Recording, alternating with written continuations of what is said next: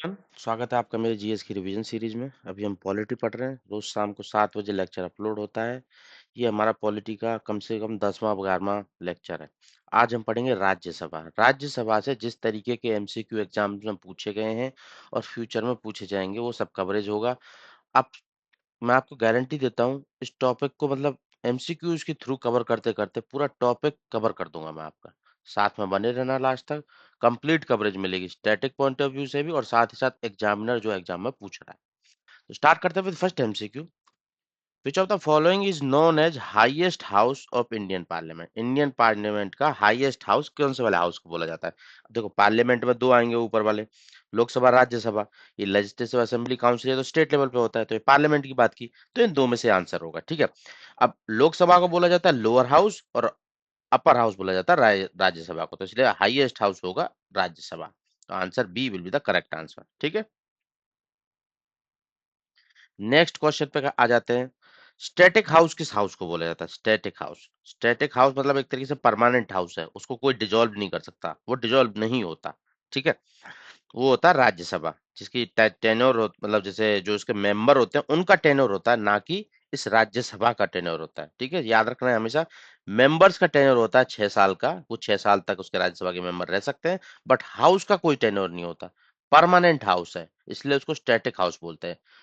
But अगर हम देखें लोकसभा का टेन्योर होता है 5 साल का, ठीक है। पहले भी कर सकते हैं डिजोल्व और एक्सटेंड भी कर देते हैं स्पेशल कंडीशन में, इमरजेंसी वाली सिचुएशन में। बट वो एक एक टाइम पे जाके डिजोल्व होता ही होता है, ठीक है। बट जो राज्यसभा होती है ना, वो कभी डिजोल्व नहीं होती, वो स्टैटिक होती है, परमानेंट हाउस होता है, बस उसके मेंबर्स 6 साल के लिए चेंज होते रहते हैं, ठीक है। 6 साल की मेंबरशिप के बाद। तो स्टैटिक हाउस बोलेंगे राज्यसभा को, ठीक है। और दूसरा, इसमें हर 2 साल में 1/3 मेंबर रिटायर हो जाएंगे, नए मेंबर इलेक्ट होके आएंगे। इलेक्शन कमीशन ऑफ इंडिया बताएगा कि इलेक्शन होने वाले हैं और बाकी सब फिर इलेक्शन वगैरह कंडक्ट होगा, ठीक है। एक बार ये भी इंपॉर्टेंट होती है कि हर 2 साल में 1/3 मेंबर रिटायर हो जाते हैं। What is the maximum possible strength of Rajya Sabha? Rajya Sabha की मैक्सिमम स्ट्रेंथ कितनी हो सकती है कॉन्स्टिट्यूशन में जैसे मेंशन है? तो वो मेंशन है 250, कि राज्यसभा में 250 मेंबर हो सकते हैं भाई, ठीक है। 238 इलेक्टेड प्लस 12 नॉमिनेटेड, ठीक है। 250 उसकी मेंबरशिप हो सकती है। और जो ये मेंबरशिप है मैक्सिमम स्ट्रेंथ है, वो किस आर्टिकल में डील करती है? आर्टिकल 80। आर्टिकल 80 डील करता है राज्यसभा की स्ट्रेंथ से और आर्टिकल 81 डील करता है लोकसभा की स्ट्रेंथ से। 80 81 याद रखना, ठीक है। अब इसमें से 238 कहाँ से आएंगे? स्टेट और यूटी जहां पे भी लेजिस्लेचर होगा वो मेंबर इलेक्ट करेंगे, इनडायरेक्ट इलेक्शन होगा, वहां के जो ऑलरेडी एमएलए होंगे ना वो इलेक्ट करते हैं मेंबर। और इनडायरेक्ट इलेक्शन होता है, प्रोपोर्शनल रिप्रेजेंटेशन वोट होता है और सिंगल ट्रांसफर वोट वाला होता है। और साथ ही साथ एक और चीज बता देता हूँ, ओपन बैलेट होता है ना कि सीक्रेट बैलेट। ये क्वेश्चन एग्जाम में आया ना तो घूम जाओगे। ओपन बैलेट में होता है ये, ओपन बैलेट, ठीक है। और 12 मेंबर को नॉमिनेटेड होते हैं इसमें, जो प्रेसिडेंट नॉमिनेट करता है 4 फील्ड से, literature, science, art, social service से, ठीक है। लास्ट से याद रखना है, literature, art, science, social service. Current अभी स्ट्रेंथ है 245। अगर क्वेश्चन पूछ लेता है कि अभी देखो 250 तो maximum as per the constitution से ज्यादा नहीं जाएगा, ठीक है। बट अभी एक्चुअल में जो स्ट्रेंथ है वो कितनी है? वो है 245। 233 इलेक्टेड और 12 नॉमिनेटेड, ठीक है। एग्जाम पॉइंट ऑफ व्यू से प्रेसिडेंट नॉमिनेट करता है जो 12 मेंबर, मतलब नॉमिनेट करने की पावर किसके पास है? लोग राज्यसभा के अंदर 12 मेंबर को प्रेसिडेंट के पास, ये भी एक एमसीक्यू है, ठीक है। तो राज्यसभा में जो मेंबर कर रहा है वो किस फील्ड से कर रहा है? ये भी एक एमसीक्यू है। तो किस किस फील्ड से? Literature, art, science, social service. जैसे मैं आपको बताता लास्ट, ठीक है। स्पोर्ट्स वाला कुछ नहीं होता इसमें, तो ये ऑप्शन गलत है। Literature, art, science, social service, ये 4 फील्ड आपको याद रखना है अपॉइंटमेंट के, ठीक है। इनका स्पेशल नॉलेज और प्रैक्टिकल एप्लीकेशन होता है इन फील्ड में, तो उस बेस पे इनको नॉमिनेट किया जाता है by president. How many member can the president nominate? कितने मेंबर को नॉमिनेट कर सकता है? मतलब प्रेसिडेंट की पावर नॉमिनेट करने की, और वो कितने लोगों को? 12 लोगों को नॉमिनेट कर सकता है, ठीक है। Rajya Sabha has membership from which? Rajya Sabha में जो मेंबरशिप है वो किस हाउस से है, ठीक है। किस हाउस से? स्टेट से, यूनिवर्सिटी से, कहाँ से मेंबरशिप होती है? ओनली स्टेट से आते हैं? नहीं, जो इलेक्टेड मेंबर होते हैं वो स्टेट से भी आते हैं और यूटी से भी आते हैं जहां पे लेजिस्लेचर है, ठीक है। अभी में जो पुडुचेरी और दिल्ली से आ रहे हैं, ठीक है। स्टेट एंड यूनियन टेरिटरी, और साथ ही नॉमिनेटेड मेंबर भी आते हैं इसमें। तो C option will be the correct answer.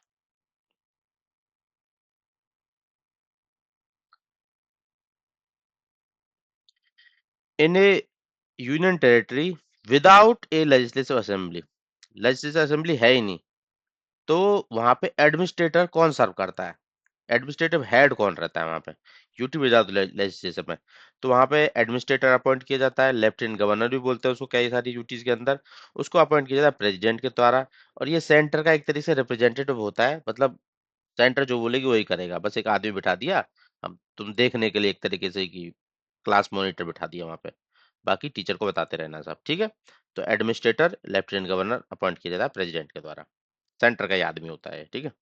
Article कौन सा है, आर्टिकल 239, ये भी एग्जाम पॉइंट ऑफ व्यू से इंपॉर्टेंट है कि आर्टिकल 239 के अंदर सब कुछ किया जाता है। Member of Rajya Sabha from state are elected by, member कहाँ से इलेक्ट किया जाता है, स्टेट से, इनडायरेक्ट इलेक्शन होता है, जो एमएलए होते हैं वही सिलेक्ट करते हैं, ठीक है। तो जो इलेक्शन हो रहा है वो किस तरीके से हो रहा है, मेथड क्या है उसका इलेक्शन का, proportional representation by means of single transferable vote, PRSTV, ठीक है। ये आपको याद रखना है, और साथ ही साथ ओपन बैलेट, वो भी इंपॉर्टेंट हो जाता है। Next MCQ, who elects the elected member of Rajya Sabha, elected member है राज्यसभा के, उनको इलेक्ट कौन इलेक्ट करता है, ठीक है। पीपल ऑफ स्टेट करते हैं, अभी मैं बताया था, इलेक्टेड एमएलए जो होते हैं स्टेट और यूटीज के वही इलेक्ट करते हैं, इनडायरेक्ट इलेक्शन होता है, ठीक है। तो इलेक्टेड एमएलए ऑफ स्टेट और UT select Rajya Sabha members. Rajya Sabha elections are conducted through, किस बैलेट के थ्रू कराए जाते हैं, ओपन बैलेट में ऑलरेडी बता चुका हूं क्यों कराए जाते हैं, ताकि पार्टी का मेंबर किसी दूसरे को वोट ना करे, ठीक है, उसके लिए। और ये रिटर्निंग ऑफिसर के साथ अंदर ही बैठा रहता है हर पार्टी का मेंबर, वो पहले वोट अपना जिसको देता दिखाता है मेंबर, उसके बाद वोट वहां पे रखता है, ठीक है। तो ओपन बैलेट होता है, ये सीक्रेट बैलेट बाकी सब में होता है, बट यहाँ पे राज्यसभा के इलेक्शन के लिए ओपन बैलेट होता है। एग्जाम पॉइंट ऑफ व्यू से याद रखना, ये क्वेश्चन एग्जाम में आया तो 100% बच्चे गलत करेंगे, 2003 के बाद ऐसा होता आ रहा है, ठीक है। अमेंडमेंट के बाद डिफेक्शन को रोकने के लिए, मतलब अपनी पार्टी के अगेंस्ट जाके वोट ना दे दे, मतलब पैसे की हेरा फेरी, पैसा लेके वोट किसी और को अपना बेचना दे, ठीक है। Number of members to be elected from each state to Rajya Sabha depend किस पे करते हैं, मतलब राज्यसभा के किसी पर्टिकुलर स्टेट से कितने एमपीज आएंगे, वो किस बेस पे डिपेंड करता है कि यूपी से इतना आएगा, उत्तर प्रदेश क्या बोलते हैं एमपी से इतना आएगा, वो डिपेंड करता है वहां की पॉपुलेशन पे। पॉपुलेशन के बेस पे लोकसभा वाली सीट्स का चल रहा था, और पॉपुलेशन के बेस पे राज्यसभा की सीट, मतलब अल्टीमेटली सब कुछ पॉपुलेशन। और पॉपुलेशन कौन सी वाली पॉपुलेशन, जो 1971 का सेंसस हुआ था उसके बेस पे। और इसको जो नंबर ऑफ मेंबर है टोटल वो भी फिक्स किया हुआ है 1976 में 42nd अमेंडमेंट के थ्रू, ठीक है।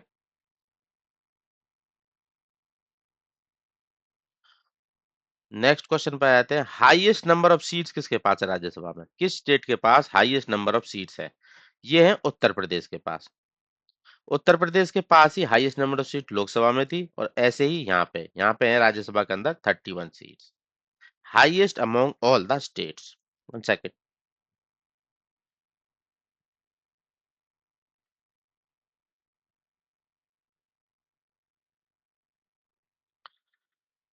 नेक्स्ट आ जाते हैं, which state has minimum number of seats, Rajya Sabha में मिनिमम नंबर ऑफ सीट किस स्टेट के पास है, तो इसका आंसर बताइए। तो आंसर इज सिक्किम, सिक्किम के पास मिनिमम नंबर ऑफ सीट है, एक सीट है, ठीक है। Which of the following group of state and UT have equal number of seat, Rajya Sabha के अंदर इन स्टेट इस ग्रुप में सबके पास बराबर सीट है। अब देखो ये क्वेश्चन याद रखने वाला क्वेश्चन है, ठीक है। इसकी मैं बाद में टेबल बनाया हूँ कि कौन सा स्टेट किसके साथ कैटेगरी में आ रहा है, किसके पास बराबर बराबर है, ठीक है। तो इसका आंसर है इस पहले क्वेश्चन का, पंजाब, असम और तेलंगाना, इन तीनों के पास बराबर नंबर ऑफ सीट है लोकसभा के अंदर, और सॉरी राज्यसभा के अंदर, ठीक है। अब देख लेते हैं, समरी मैंने बनाई है प्रॉपरली। 31 सबसे ज्यादा यूपी के पास, ठीक है। इक्वल ग्रुप्स में देख लेते हैं, बिहार और वेस्ट बंगाल के पास 16 है, बराबर, दोनों बराबर है, बिहार और वेस्ट बंगाल पास पास है, याद रखना, ठीक है। उसी तरीके से 11 एमपी, आंध्र प्रदेश, गुजरात, इन तीनों के पास भी बराबर है, राजस्थान और उड़ीसा के बराबर है, पंजाब, असम, तेलंगाना के पास भी बराबर है, हरियाणा और छत्तीसगढ़ के पास भी बराबर है, हिमाचल प्रदेश, उत्तराखंड और दिल्ली के पास बराबर है, ठीक है। सिक्किम, गोवा, त्रिपुरा, मणिपुर, मिजोरम, अरुणाचल प्रदेश, नागालैंड, मेघालय, पुडुचेरी, इन सब के पास भी एक एक ही है। ठीक है, तो इनके पास भी बराबर है। तो ये टेबल फॉर्मेट में भी क्वेश्चन आ सकता है कि कौन से वाले स्टेट के ऑप्शन अदर भी दे सकते हैं कि किस स्टेट के पास बराबर है और कौन सी वाले के ज्यादा कम है। ठीक है, which of the following correctly represent top three state with highest number of seats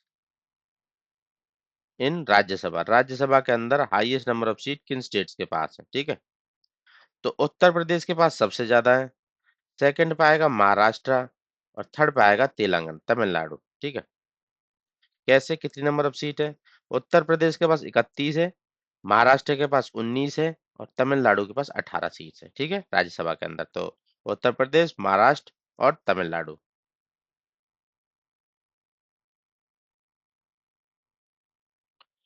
minimum age कितनी रिक्वायरमेंट होती है राज्यसभा का मेंबर बनने के लिए? तो राज्यसभा का मेंबर बनने के अपर हाउस है 30 साल की एज चाहिए, और लोकसभा के लिए कितनी चाहिए थी? 25 साल की एज चाहिए थी मेंबर बनने के लिए। ठीक है, और जो क्वालिफिकेशन वगैरह होती है, एज क्वालिफिकेशन वगैरह 84 आर्टिकल में मेंशन है। ठीक है, दोनों ही हाउसेस के लिए। Correct tenure of Rajya Sabha member, यहाँ पे पूछा राज्यसभा के मेंबर का टेन्योर कितना है। ठीक है, ना कि राज्यसभा का। नॉट डिजोल्वेबल होता आंसर अगर पूछता टेन्योर ऑफ राज्यसभा, वो तो डिजोल्वेबल ही नहीं है, तो आंसर होता बी। बट ये पूछ रहा मेंबर, मेंबर का टेन्योर है 6 साल का। ठीक है, हर 2 साल में वन थर्ड वैसे भी रिटायर होते ही हैं। ठीक है, पढ़ना है क्वेश्चन को एग्जाम में, राज्यसभा का पूछ रहा है या उसके मेंबर का पूछ रहा है, तब आंसर करना है। राज्यसभा नॉट डिजोल्वेबल, कोई टेन्योर नहीं है उसका, वो कंटिन्यू परमानेंट हाउस है। बट मेंबर का पूछे तो 6 साल। ठीक है, which of the following statement is correct regarding the power of president to dissolve the Lok Rajya Sabha. ठीक है, प्रेसिडेंट के पास कौन सी पावर है डिजोल्व करने की राज्यसभा? राज्यसभा तो डिजोल्व ही नहीं होता, तो कैन डिजोल्व इट, गलत, कैन डिजोल्व इट, गलत, cannot dissolve it Rajya Sabha, तो option C will be the correct. कोई डिजोल्व नहीं कर सकता, प्रेसिडेंट हो कोई हो, राज्यसभा को कोई डिजोल्व नहीं कर सकता। ठीक है, वन थर्ड मेंबर हर 2 साल में रिटायर होते हैं, बस इतना है आर्टिकल 83 के अंदर। Can all member of Rajya Sabha be elected at the same time? Rajya Sabha के सारे मेंबर एक ही टाइम पे इलेक्ट किए जा सकते हैं? ऐसा तो नहीं होता, क्योंकि वन थर्ड वाला लिखा हुआ सीधा सीधा आर्टिकल 83 के अंदर, 2 साल में रिटायर होने हैं वन थर्ड। ठीक है, तो एक बार में कैसे वन थर्ड का इलेक्शन होगा वहां पे, फिर अगली बार 2 साल बाद फिर रिटायर होंगे, फिर वन थर्ड का इलेक्शन होगा, और election commission of India election कराता है। ठीक है, तो एक बार में नहीं हो सकते। Can a person who is not a resident of particular state contest the Rajya Sabha election from that state? मतलब किसी अगर स्टेट, मतलब उसके पास वो इलेक्टर किसी और स्टेट में है, और राज्यसभा के इलेक्शन दूसरे स्टेट में जाके लड़ सकता है? हाँ, लड़ सकता है। 2003 के अमेंडमेंट के बाद ऐसा कर दिया, उससे पहले नहीं लड़ सकता था, उससे पहले वहां का इलेक्टर होना चाहिए था उसी स्टेट का। बट 2003 के बाद ये सब हटा दिया है, अभी दूसरे स्टेट से भी आके राज्यसभा का मेंबरशिप के लिए आप दूसरे स्टेट में जाके लड़ सकते हो। ठीक है, option B will be the correct answer. Quorum कितना रिक्वायर्ड होता है राज्यसभा की मीटिंग के लिए? सेम एज लोकसभा, 1/10 चाहिए होता है। तो इसमें कितना होगा? 245 मेंबरशिप है अभी, तो 1/10 कितना होगा? 24/5, तो मतलब 25 मेंबर चाहिए होंगे कोरम के लिए। और ये सब किसमें लिखा हुआ कोरम? आर्टिकल 100 और साथ ही साथ रूल ऑफ राज्यसभा के रूल ऑफ प्रोसीजर के अंदर। ठीक है, प्रिसाइडिंग ऑफिसर जो not belong to house over which he preside associated with which house, मतलब ऐसा कौन सा हाउस है जहां का प्रिसाइडिंग ऑफिसर उसका मेंबर ही नहीं है? तो ऐसा तो राज्यसभा ही है ना, वाइस प्रेसिडेंट चेयरमैन होते हैं वहां के, और वो मेंबरशिप नहीं होती राज्यसभा की। तो option B will be the correct answer. देखो लेजिस्लेटिव काउंसिल वाला ना, स्टेट लेजिस्लेटिव काउंसिल जहां जहां पे प्रेजेंट है ये, तो वहां पे जो मेंबर होता है वो मतलब उसको चेयर करता है ना, चेयरमैन, वो उसी का मेंबर होता है। बट ऐसा राज्यसभा के केस में नहीं होता, यहाँ पे वाइस प्रेसिडेंट को एज एन चेयरमैन अपॉइंट किया जाता है एक्स ऑफिसो राज्यसभा का। ठीक है, तो मेंबरशिप नहीं होती उसके पास। In the absence of chairman, chairman की एब्सेंस में राज्यसभा को कौन प्रिसाइड करता है? सीधी बात है, डिप्टी चेयरमैन, और डिप्टी चेयरमैन राज्यसभा का ही मेंबर होगा, इलेक्ट करके बनाया हुआ होगा उनके मेंबर्स के द्वारा। आर्टिकल 89 के अंदर मेंशन है ये सब कुछ।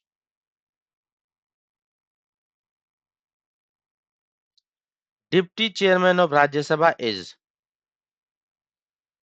अपॉइंट किया जाता है, नॉमिनेट किया जाता है, इलेक्ट किया जाता है, दोनों हाउस में मिलके या राज्यसभा से मिलके, elected by member of Rajya Sabha. ठीक है, डिप्टी इलेक्शन क्यों हो रहे हैं भाई, अपॉइंटी को नॉमिनेट ही क्यों नहीं कर दे रहे डायरेक्ट, क्योंकि भाई राज्यसभा के अंदर भी अलग अलग पार्टीज होंगी ना। अब वो हर कोई बोलेगी हमारी पार्टी से चूज करके दो वहां पे, तो इसीलिए इलेक्शन होता है, इलेक्शन के थ्रू ही राज्यसभा के मेंबर के द्वारा उसको अपॉइंट किया जाता है बाद में डिप्टी चेयरमैन ऑफ राज्यसभा। ठीक है।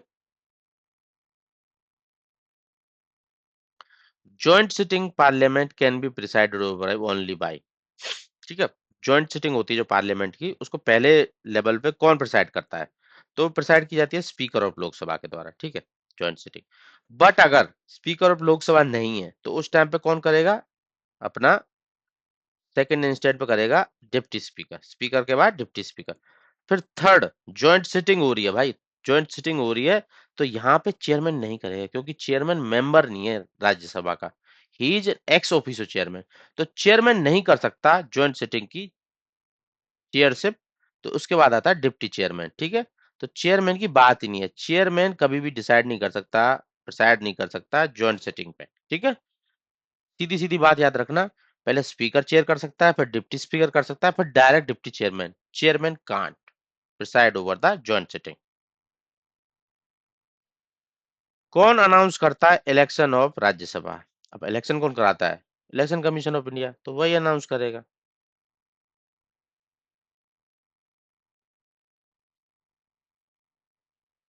फर्स्ट चेयरमैन कौन था राज्यसभा का, एक्स ऑफिशियो प्रेसिडेंट कौन था, वो थे जो पहले vice president Sarvepalli Radhakrishnan,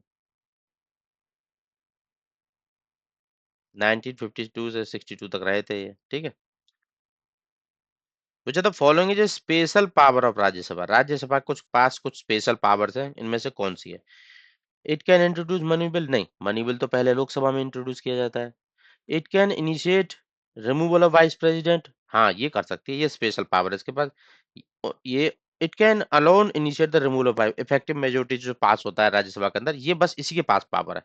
it can dissolve the Lok Sabha, ये कैसे डिजोल्व कर सकती है दूसरे हाउस को। It can decide the Lok Sabha speaker salary, ये भी नहीं कर सकती।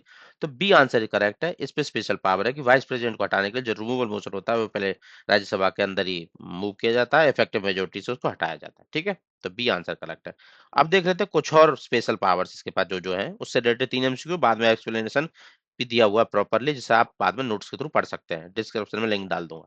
ठीक है, Rajya Sabha can empower parliament to legislate on state subject, मतलब राज्यसभा के पास ये भी स्पेशल पावर है कि पार्लियामेंट को एम्पावर कर सकता है स्टेट सब्जेक्ट पे लॉ बनाने के लिए। रेजोल्यूशन पास करना पड़ेगा राज्यसभा को, उसके लिए कितने, रेजोल्यूशन को पास करने के लिए क्या होना चाहिए, क्या कंडीशंस मेंशन है कॉन्स्टिट्यूशन के अंदर, तो रेजोल्यूशन को पास करने के लिए 2/3 मेंबर के द्वारा उसको पास करा जाएगा।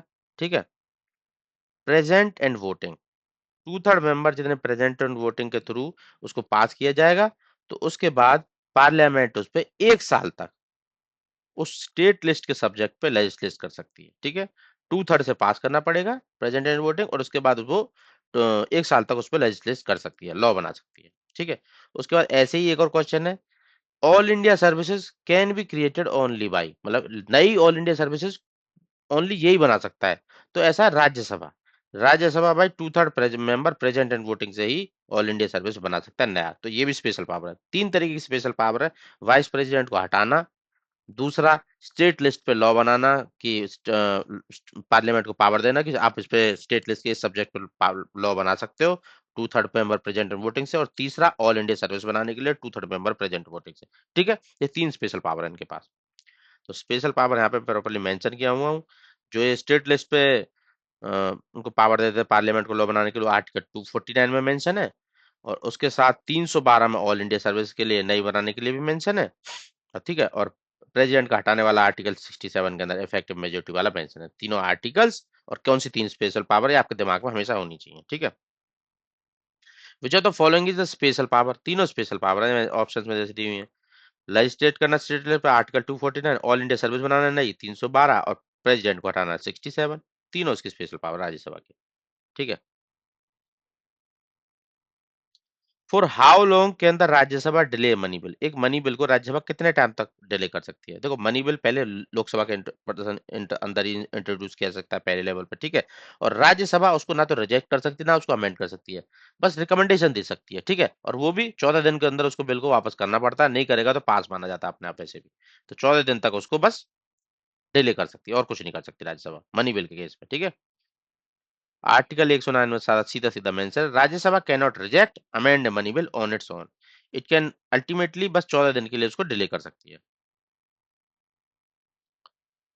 Nomination of 12 member of Rajya Sabha by president provided under, किस आर्टिकल के अंदर ऐसा मेंशन है कि 12 मेंबर प्रेसिडेंट नॉमिनेट कर सकता है राज्यसभा के अंदर?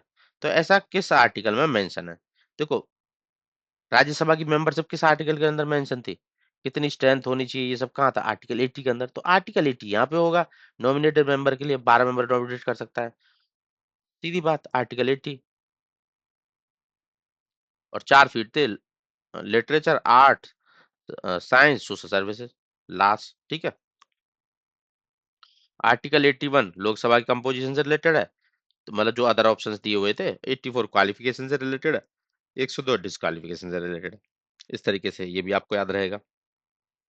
For how long Rajya Sabha can delay ordinary bill? जैसा कि कॉन्स्टिट्यूशन में मेंशन है, राज्यसभा ऑर्डिनरी बिल को कितने दिन तक डिले कर सकती है? 6 महीने। 6 महीने के बाद अपने आप जॉइंट सिटिंग बुला ली जाएगी डेडलॉक को रिजॉल्व करने के लिए, आर्टिकल 108 के अंदर, ठीक है। Which of the following statement is correct regarding Rajya Sabha member becoming prime minister of India? Rajya Sabha का मेंबर प्राइम मिनिस्टर बन सकता है? ऐसा होता है? ये Rajya Sabha member can become the prime minister, सही बात है। क्यों? एग्जाम्पल्स बता दो कुछ, बता देते हैं। इंदिरा गांधी जी बनी थी सबसे पहले, राज्यसभा की मेंबर थी उस टाइम पे वो, जब प्राइम मिनिस्टर बनी थी। एच डी देवेगौड़ा बने थे, राज्यसभा के मेंबर थे। मनमोहन सिंह बने थे, राज्यसभा के मेंबर थे। आई के गुजराल बने थे, राज्यसभा के मेंबर थे। सीधा सीधा कॉन्स्टिट्यूशन के अंदर मेंशन है, prime minister must be member of parliament only. Rajya Sabha का हो, लोकसभा का हो, अगर नहीं भी होगा ना, तो 6 महीने के अंदर मेंबरशिप ले लेनी है, ऐसा मेंशन है। इसके अलावा कुछ भी मेंशन नहीं है। तो सीधी बात है, वो राज्यसभा से भी हो सकता है, लोकसभा से भी हो सकता है। अगर मेंबर नहीं है तो 6 महीने के अंदर मेंबरशिप ले लेगा, किसी की भी, लोकसभा की, राज्यसभा की, उसके बाद भी बन सकता है, ठीक है, ठीक है। मतलब प्राइम मिनिस्टर बन सकता है किसी भी इंस्टेंट पे, आर्टिकल 75 में सीधा सीधा लिखा हुआ है, ठीक है। तीनों पॉइंट यहाँ पे मेंशन कर दिया हूँ। व्हेन वाज राज्यसभा पहली बार कब कंस्टिट्यूट की गई थी? जो राज्यसभा पहली बनी थी वो कब बनाई गई थी पहली बार? डेट आपको थोड़ा याद रखनी है। देखो, लोकसभा के इलेक्शन कब हुए थे? 51 52 में। अब वही मेंबर क्या बोलते हैं, ऐसे ही स्टेट लेजिस्लेशन के इलेक्शन भी उसके आसपास हुए होंगे, तो वही मेंबर बाद में राज्यसभा के मेंबर चुनते हैं। तो 51 52 में लोकसभा कब फॉर्म हुई थी? 51 52 में लोकसभा के इलेक्शन हुए थे, तो 52 में पहली लोकसभा फॉर्म हुई थी। तो उसी के आसपास, उसी से थोड़ा पहले राज्यसभा कंस्टिट्यूट की गई थी, 3 अप्रैल 1952 को, 52 के अंदर, ठीक है। ए ऑप्शन और डी ऑप्शन ऑलरेडी चले जाएंगे। 3 अप्रैल को फॉर्म हुई थी, और इनकी जो पहली मीटिंग हुई थी वो 13 मई को हुई थी, अगले महीने, ठीक है। तो 3 अप्रैल को पहली फॉर्म हुई थी, ठीक है। राधा कृष्ण जी इसके पहले चेयरमैन थे। When was first Lok Sabha constitute? अब लोकसभा का भी एक क्वेश्चन देख लो, अब राज्यसभा का देखा ही है, तो पहले कब बनी थी? तो लोकसभा कब बनी थी? जनरल इलेक्शन हुआ था 51 52 में, तो लोकसभा पहली बार कब बनी थी? ये बनी थी 17 अप्रैल को, ठीक है। अभी हमने डिस्कस किया था, 3 अप्रैल को राज्यसभा पहली बार कंस्टिट्यूट हुई थी, और उसके 14 दिन बाद लोकसभा कंस्टिट्यूट होगी, ठीक है, 1952 के अंदर, अप्रैल महीने में। आपको एग्जाम पॉइंट ऑफ व्यू से अच्छे से याद रखना है, ठीक है। नेक्स्ट क्वेश्चन पे आ जाते हैं। हाउवर जो राज्यसभा, देखो उस टाइम पे राज्यसभा में एक ही बार में सारे मेंबर आ गए थे। अब हमारा रूल तो ये है कि हर 2 साल के बाद एक बंदे को, मतलब 2 साल के बाद 1/3 मेंबर को हटना पड़ेगा, नए इलेक्ट होके आएंगे, ठीक है। तो उस टाइम पे कैसे डिसाइड किया गया था? तो उस टाइम पे ये लॉटरी जैसे निकालते हैं ना, उसके थ्रू डिसाइड किया गया था कि ये मेंबर 2 साल बाद हट जाएंगे, ये 4 साल बाद, ये 6 साल बाद। तो ऐसा लॉटरी के थ्रू किया हुआ था पहले बार उसमें, ठीक है, बाय ड्रॉइंग ऑफ लॉट्स।